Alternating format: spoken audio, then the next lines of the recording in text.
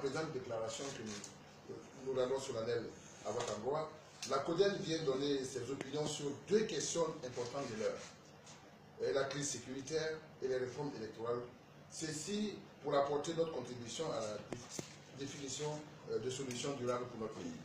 La CODEL a identifié trois leviers qui doivent être actionnés donc pour que nous voyons le bout du tunnel. Le premier va porter sur le renforcement de la collaboration entre forces de sécurité et la population civile.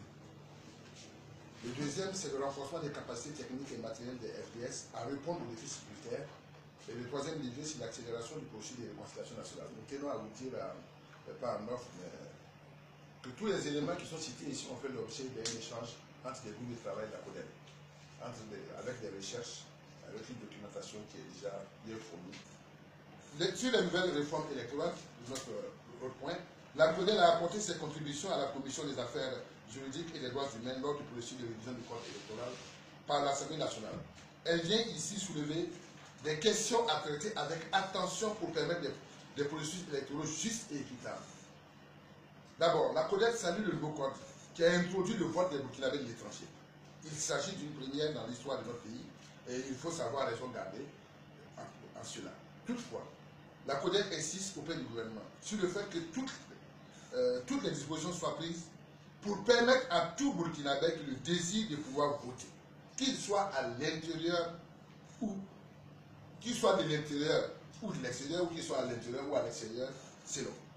D'autres questions importantes mériteraient d'être traitées lors de la révision que nous souhaitons fortement et qui n'ont pas été discutées. La CODEL le regrette amèrement. Il s'agit en outre des candidatures indépendantes qui sont soumises aux mêmes conditions que les partis politiques. Oui, nos constitutionnalistes avaient oublié, ou nos représentants à l'Assemblée avaient oublié carrément que candidature indépendante, c'est différent de candidature individuelle. Il est impossible d'avoir des candidatures indépendantes dans le cadre des élections locales. Si vous prenez seulement la commune de Kamti, c'est une commune qui a fait 120 villages. Kamti, c'est au sud-ouest. 120 villages. Vous avez donc droit à élire des titulaires 240 conseillers et des suppléants 240, ce qui fait 480. Il faut trouver, nous sommes à scrutin de liste, il faut trouver 480 indépendants pour constituer une liste. Autant créer un parti politique. Ce n'est pas possible, c'est dans quel sens. Donc, nous ajoutons, parce que le code électoral, à son article 239, dit effectivement que l'élection a lieu au scrutin de liste à un tour, avec dépôt de liste complète. Si un seul manque, la liste est caduque. À la représentation proportionnelle et à la plus forte moyenne, sans panachage ni vote préférentiel. On ne peut pas piocher dedans. C'est un bloc. Deuxième chose, nous appelons à la révision du quota genre en vue de favoriser une plus grande représentativité des femmes en politique. Le quota genre actuellement qui a été adopté par le Parlement met seulement en ligne l'aspect électif.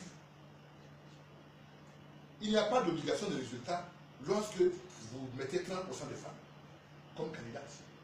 Vous avez 30% de femmes candidates, au final vous aurez 1% de lui.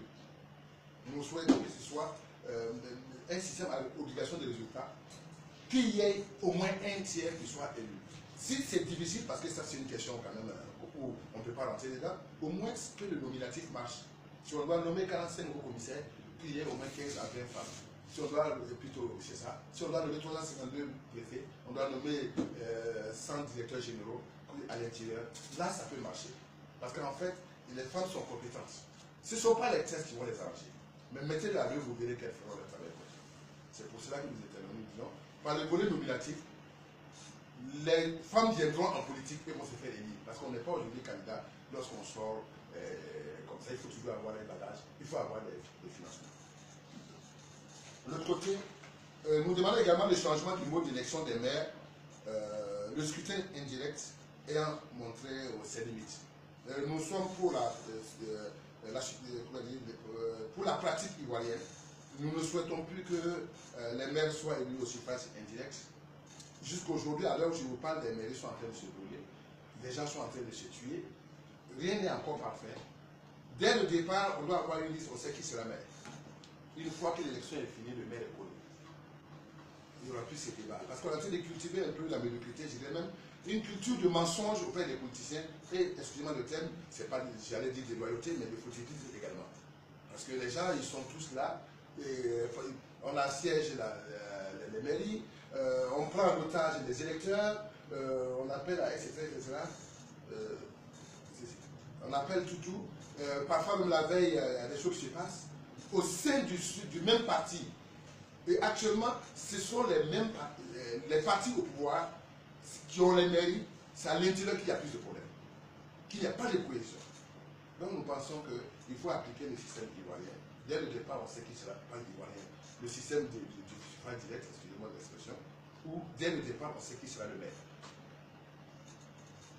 Enfin, sur la tenue ou non d'un référendum en 2019, la CODEL est favorable à un vote de toute ou partie de la Constitution, mais pas l'Assemblée nationale.